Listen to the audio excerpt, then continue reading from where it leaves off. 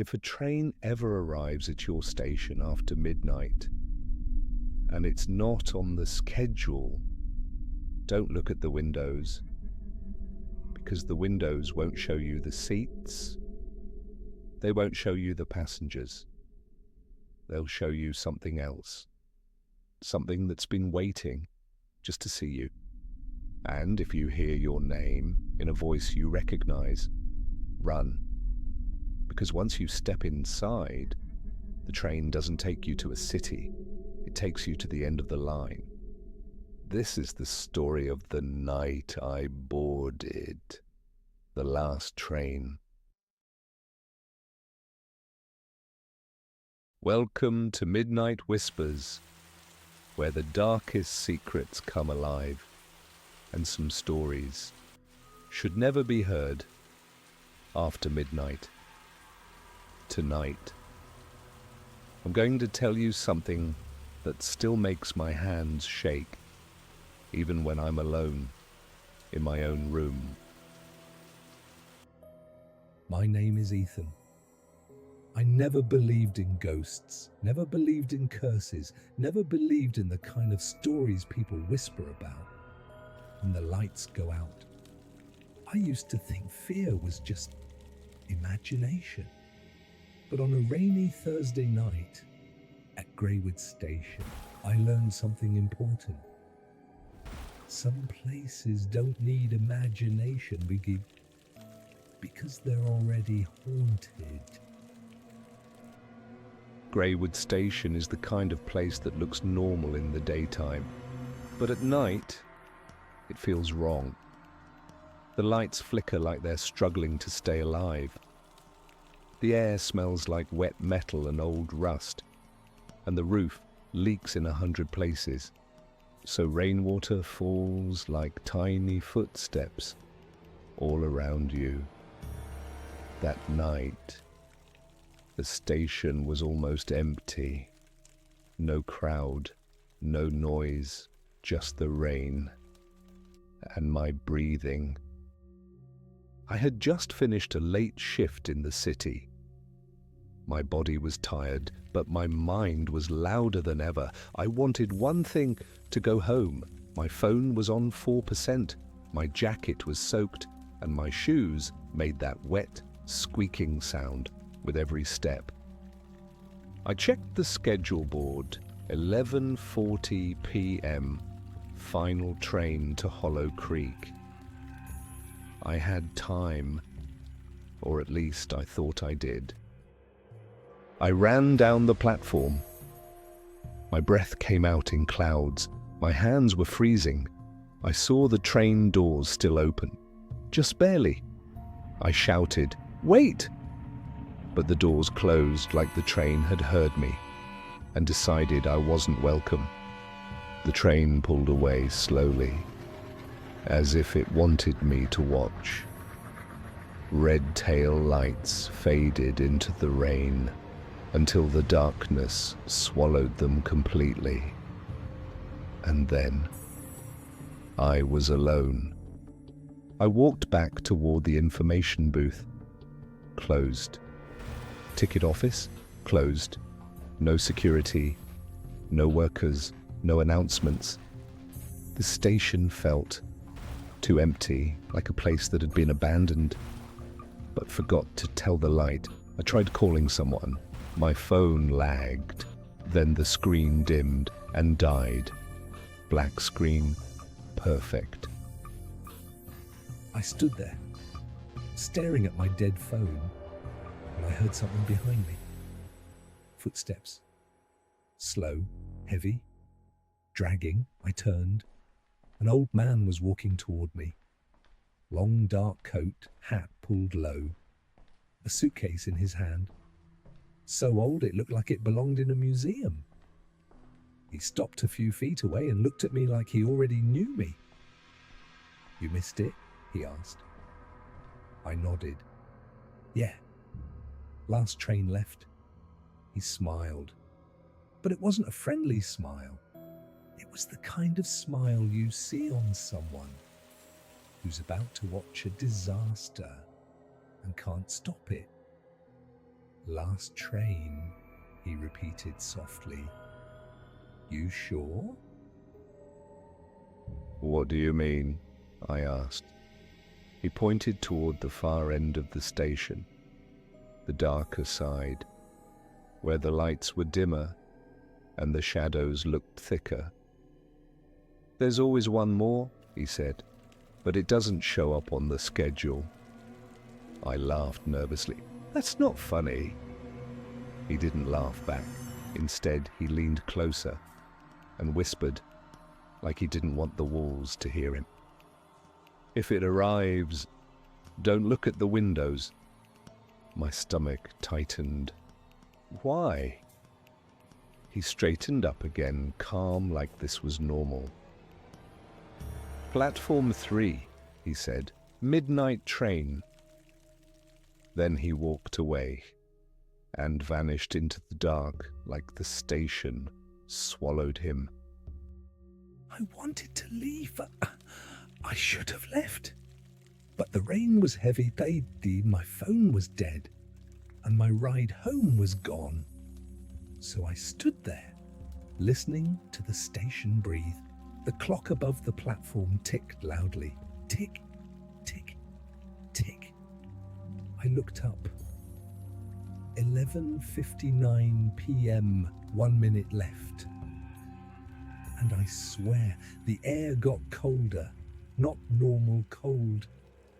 A sharp cold, like someone opened a freezer inside my chest.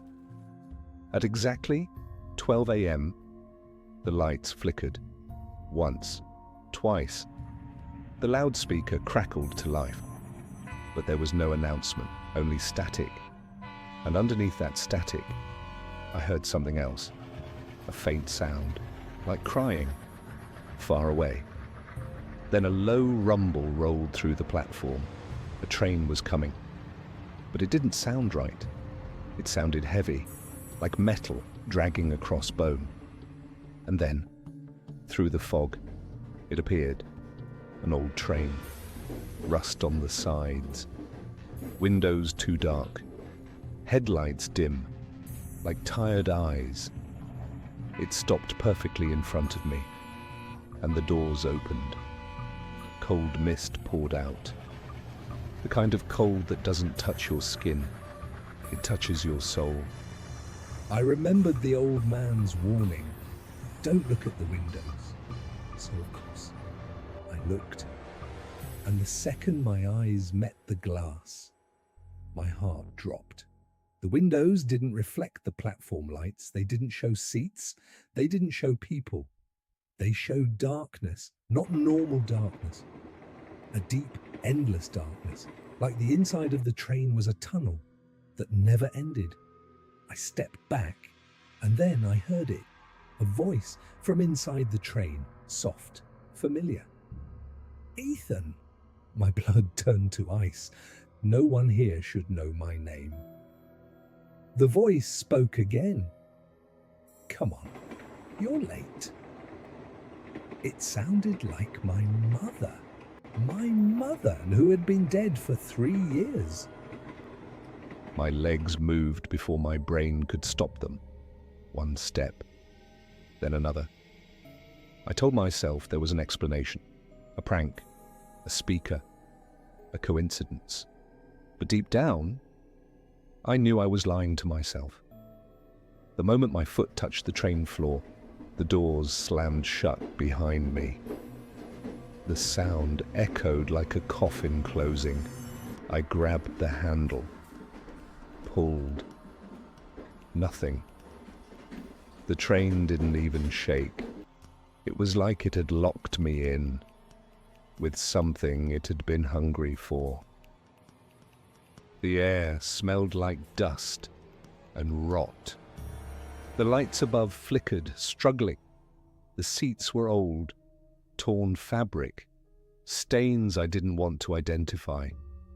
And the passengers were sitting perfectly still. Every head was lowered, every face hidden. Not sleeping, not resting, just waiting. I walked down the aisle slowly, No one moved. No one blinked. But I felt eyes on me. Not from faces. From the darkness between the seats. Every passenger held a ticket. Old yellow paper, stained like it had been buried. I leaned closer to one. It had a name and a year. Not a seat number, a year. I checked another. Different name, different year. Then I saw a ticket resting on an empty seat, like it was waiting for me. My hands trembled as I picked it up. It read, Ethan Carter, 2026. My name, my year. My throat went dry, because suddenly, this didn't feel like a train ride.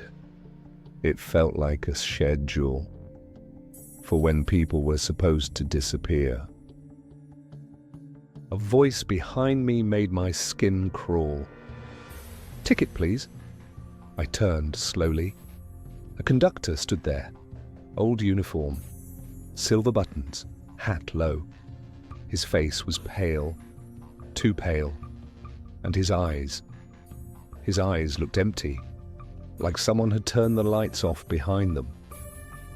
His smile was stitched, not literally, but it looked like it had been forced to stay there for too long. I handed him the ticket. He looked at it and nodded. Welcome aboard, he said. Then he leaned closer, almost whispering.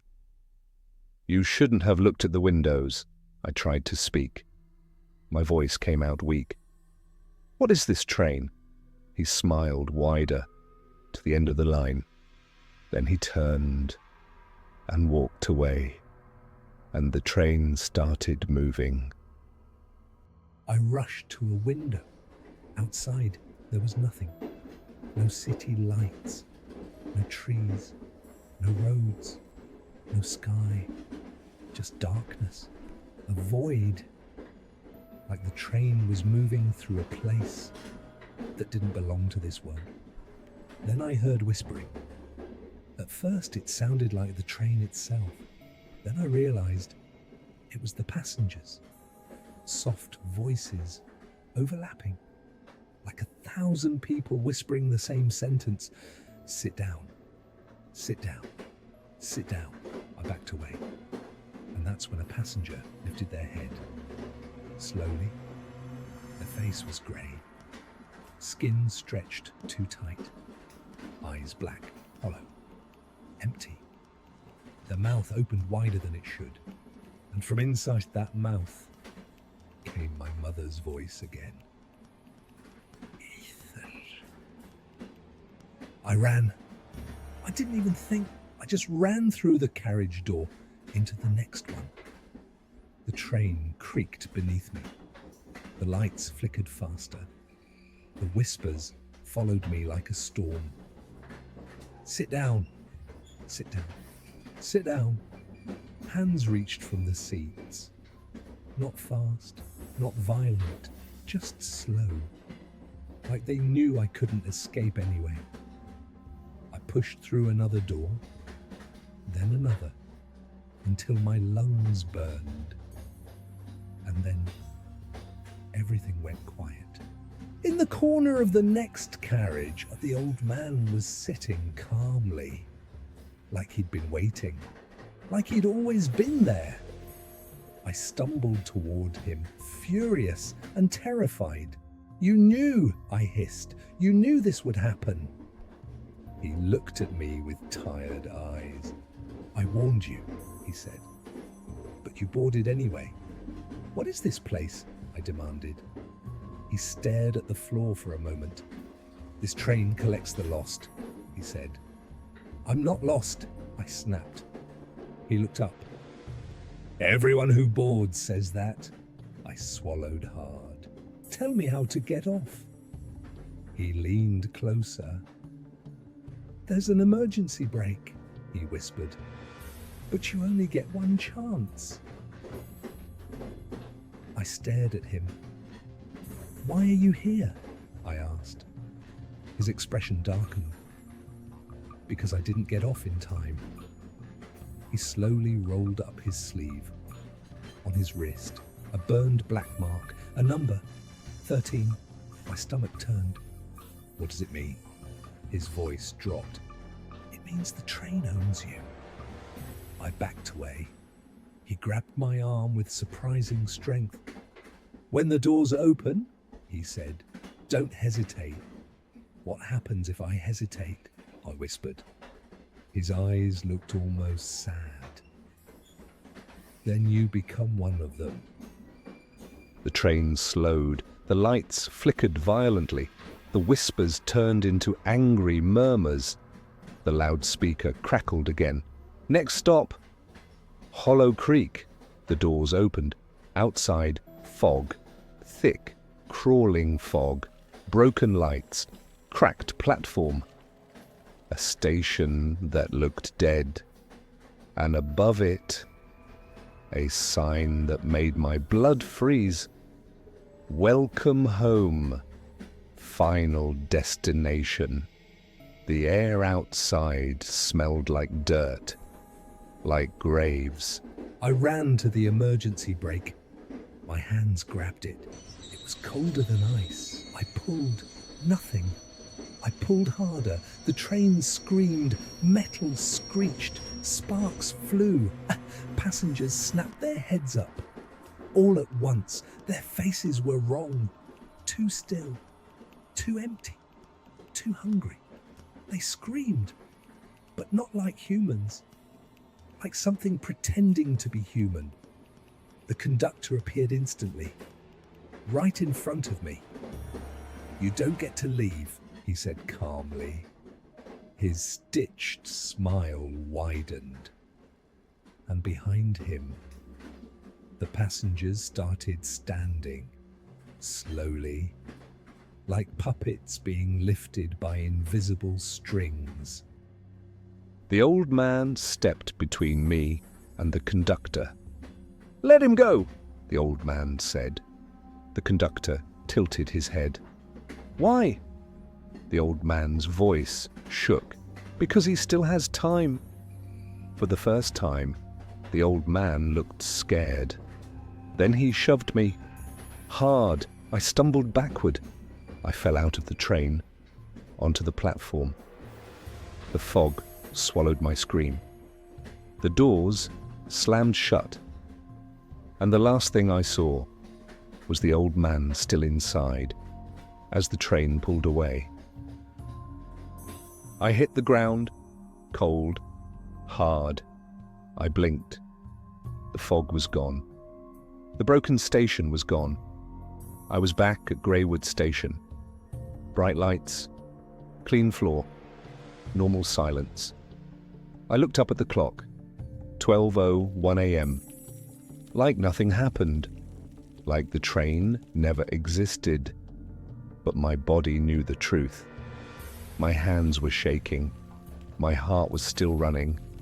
And my soul felt like it had been touched by something filthy. I ran home. Didn't stop once. Locked my door. Checked the windows. Checked the hallway. Checked everything. Then I went straight to the bathroom because I needed to see my face to make sure I was still real. In the mirror, I looked pale, eyes wide, breathing fast. Then I looked down at my wrist, a dark spot, like burned skin. It spread slowly, forming a number, 13. My mouth went dry. I whispered, "No," because now I understood. I didn't escape. I just got delayed. My dead phone suddenly lit up on the sink. No charger, no power, just on. A notification appeared. Shift starts at 12 a.m. I stared at it. My hands went numb. Then I looked back into the mirror, and my reflection smiled. Not me. Not my smile. Something else. Something wearing my face. I tried to step back, but my reflection didn't. It stayed close to the glass. Its eyes looked darker, empty. And behind me, in the mirror, I saw it. A shadow rising. A conductor's hat, slowly appearing like he was standing right behind me. The lights flickered once, twice, then went out, and the last thing I heard was a whisper right next to my ear. "Ticket, please." So if you ever find yourself alone at a station after midnight and a train arrives not on the schedule, don't listen to the voices, don't look at the windows, and whatever you do, don't board. Because the last train doesn't just take you, it makes you part of it. This has been a story from Midnight Whispers. Subscribe for more tales that creep in after midnight. Wait, if you're still listening, check your wrist. Do you see the number 13?